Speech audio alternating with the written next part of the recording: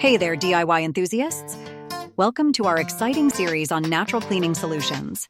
Today, we're tackling the task of keeping your kitchen and bathroom germ-free without breaking the bank. There's no need for heavy lifting and machinery. And let's get rid of those nasty, dangerous chemicals. First up, let's tackle your kitchen. To get those cabinets sparkling, mix equal parts water and white vinegar in a spray bottle. Spray it on, let it sit for a few minutes, and wipe clean.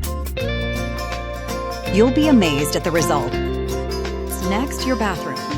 Forget harsh chemicals and opt for a combination of baking soda and water to scrub away grime.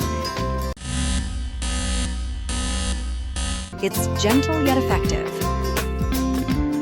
Remember, these solutions are not only safe, but also affordable. So let's keep our homes clean and healthy without compromising on safety or wasting money. Thanks for joining us today.